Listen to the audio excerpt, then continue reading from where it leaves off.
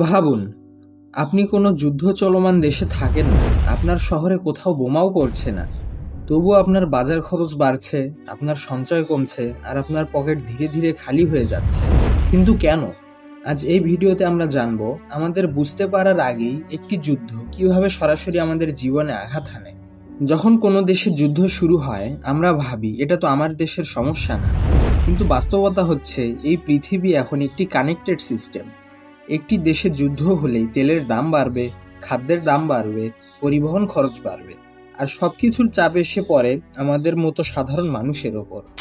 যুদ্ধের সময় যে আঘাতটি প্রথমেই আসে তা হলো তেলের দাম বৃদ্ধি পায়। কারণ তেল সরবরাহ কমে যায়, রুট বন্ধ হয়ে যায়, বাণিজ্যিক ঝুঁকি বেড়ে যায়। কিন্তু এর ফলাফল স্বরূপ আমাদের ভোগ করতে হয় পরিবহন খরচ বেড়ে যাওয়া, বিদ্যুৎ খরচ বেড়ে যাওয়া, জ্বালানি সংকট ইত্যাদি। আমরা কিছু না করেও আমাদের প্রতিদিনের খরচ বেড়ে যায়। এরপর আসে সবচেয়ে বিপজ্জনক জিনিস, সেটি হলো ইনফ্লেশন, অর্থাৎ মুদ্রাস্ফীতি।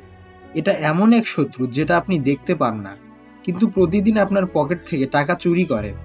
আগে যে টাকা দিয়ে আপনি 10টি জিনিস কিনতেন, এখন সেই টাকা দিয়ে 7টি জিনিসও কিনতে পারেন না। অর্থাৎ আপনার ইনকাম একই, কিন্তু আপনার ক্রয় ক্ষমতা কমে যাচ্ছে। আবার যুদ্ধের সময় অনেক দেশ অতিরিক্ত টাকা ছাপায়। শুনতে ভালো লাগতে পারে, কিন্তু এর ফলাফল ভয়ঙ্কর। বাজারে বেশি টাকা মানেই টাকার ভ্যালু কমে যাওয়া। অর্থাৎ আপনার হাতে টাকা বেশি থাকলেও সেই টাকার ক্রয় ক্ষমতা কমে গেছে। এবারে জানবো কেন আমরা বুঝতে পারি না এই পুরো ফাঁদটি। সবচেয়ে ভয়ঙ্কর বিষয় হলো এই পুরো প্রক্রিয়াটি ঘটে খুব ধীরে। আপনি হয়তো ভাবেন আজ একটু দাম বাড়ছে, কাল ঠিক হয়ে যাবে, কিন্তু পুরো মাস শেষ হওয়ার আগেই আপনি দেখেন আপনার পকেট পুরো ফাঁকা। যুদ্ধ আপনার চোখের সামনে না ঘটলেও তার প্রভাব আপনার জীবনে ঠিকই পড়েছে। তাই পরের বার যখন শুনবেন কোথাও যুদ্ধ শুরু হয়েছে, ভাববেন না এটা আমার সমস্যা না। কারণ যুদ্ধ শুধু সীমান্তে না, যুদ্ধ আপনার পকেটেও চলে। এই ধরনের বাস্তব সত্য জানতে ভিডিওটি লাইক করুন এবং চ্যানেলটি সাবস্ক্রাইব করে আমাদের সাথেই থাকুন। ধন্যবাদ।